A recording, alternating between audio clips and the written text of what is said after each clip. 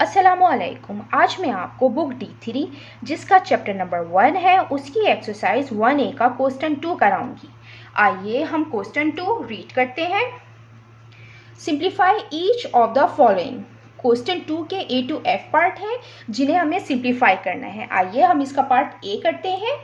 इसका part A है xy plus 3y upon 4x plus 12। इसमें बीच में प्लस की साइन है। अगर प्लस की साइन होती है तो हम ऊपर और नीचे वाले नंबर कैंसिल आउट नहीं करते हैं। हम मल्टीप्लिकेशन की अगर यहाँ साइन होती तो फिर ऊपर और नीचे के नंबर कैंसिल आउट होते। अगर प्लस की साइन आएगी या माइनस की साइन आएगी तो हम उसमें कॉमन लेते हैं, लिहाजा हम इसमें कॉमन लेंगे। सोल्यूशन हम इसका स्टार्ट करते हैं।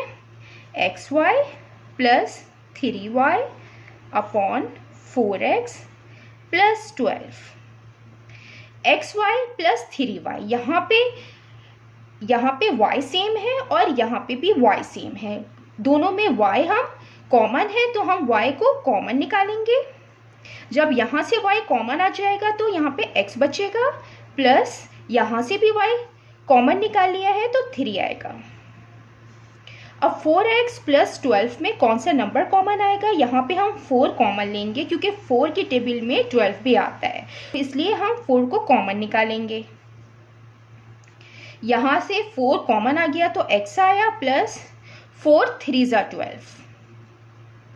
अब ये मल्टीप्लिकेशन की फॉर्म में आ गए। yx प्लस 3 ये इस टर्म से मल्टीप्लाई हो रहा है और 4 भी इस टर्म से मल्टीप्लाई हो रहा है। अगर मल्टीप्लाई की फॉर्म हो तो हम ऊपर और नीचे वाले नंबर कैंसिल आउट करते हैं, तो इसका आंसर आया है y अपॉन 4। ये इसका आंसर है। अब हम इसका पार्ट बी करते हैं। इसका पार्ट बी है 8a plus 4b upon bc plus 2ac। इसमें भी बीच में प्लस की साइन है, लिहाजा हम कॉमन लेंगे। सॉल्व कर लेते हैं। 8a plus 4b upon bc plus 2ac। अब इसमें 4a plus 8a plus 4b में कॉमन क्या है? इसमें 4 कॉमन है क्योंकि 4 की टेबल में 8 भी आता है, लिहाजा हम इसमें 4 कॉमन लेंगे। 4 2 ज़ा 8 और a आ जाएगा, प्लस अब 4 कॉमन आ गया, यहाँ पे b आया, b बचा। अब यहाँ bc है, bc प्लस 2ac, दोनों में सेम c है तो हम c को कॉमन निकाल लेंगे। यहाँ पे c बाहर आ गया है, यहाँ पे अंदर b बचा है, प्लस यहाँ पे c बाहर आ गया तो यहाँ 2a बचेगा। 4 2a प्लस b। अच्छा, यहाँ पे b प्लस 2a है, हम इसको इस तरीके से भी लिख सकते हैं 2a प्लस c, क्योंकि अगर बीच में प्लस के साइन हो और नंबर हम आगे पीछे लिख दें, जैसे कि 3 प्लस 2 है तो ये भी 5 होता है, और अगर 2 प्लस 3 कर दें तो तब भी 5 ही आएगा, कोई फ़र्क नहीं पड़ता। तो इसलिए हमने 2a प्लस b यहाँ पे कर दिया ताकि ये ऊपर और नीचे से कैंसिल आउट हो जाए। तो 2a प्लस b और 2a प्लस b ये दोनों कैंसिल आउट हो रहे हैं। इसका आंसर आएगा 4 अपॉन c। ये इसका आंसर है। अब हम इसका पार्ट सी करते हैं। ये इसका पार्ट सी है, a square plus 2ab upon 6 है। अब हम इसको सॉल्व करते हैं, सिंप्लीफाई करते हैं हम इसको। a square plus 2ab upon 6 से, यहाँ पे a स्क्वायर है तो a स्क्वायर का मतलब होता है कि 2 टाइम्स a।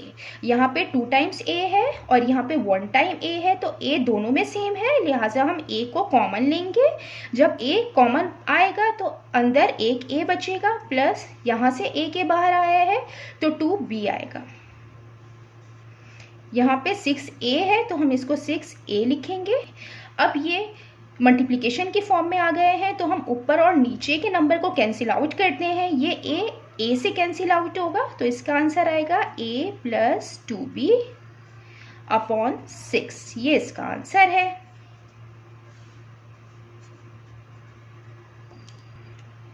अब हम इसका पार्ट डी करते हैं।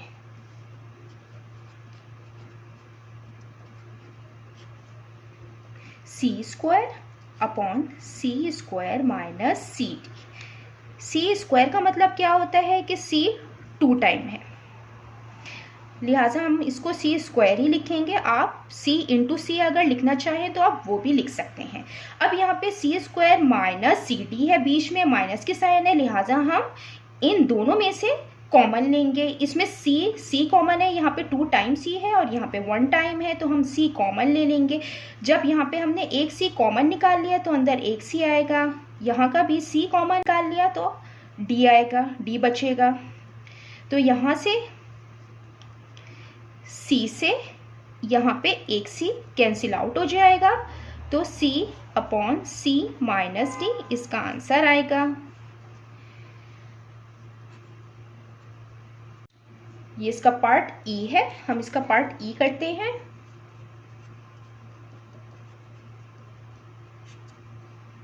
m माइनस एन पे whole square upon m raise to pi square minus m n. यहाँ पे स्क्वायर है तो हम इसको इस तरीके से लिख सकते हैं m minus n into m minus n. यहाँ 2 टाइम्स है तो इसलिए हमने इसको खोल के 2 टाइम्स लिख दिया है।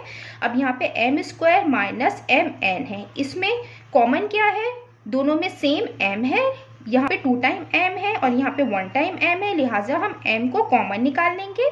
जब यहाँ से एक m बाहर आ जाएगा तो अंदर एक m आएगा, यहाँ से m बाहर आया, यहाँ पे n आया, m माइनस m। अब ये मल्टीप्लिकेशन की फॉर्म में आ गया है, लिहाजा हम ऊपर की टर्म और नीचे की टर्म कैंसिल आउट करेंगे, तो आंसर आएगा m minus m upon m। ये इसका आंसर है। अब हम इसका पार्ट f करते हैं। इसका पार्ट f है 5 into P Q into Q upon 15p minus 10pq। इसको हम सॉल्व करते हैं।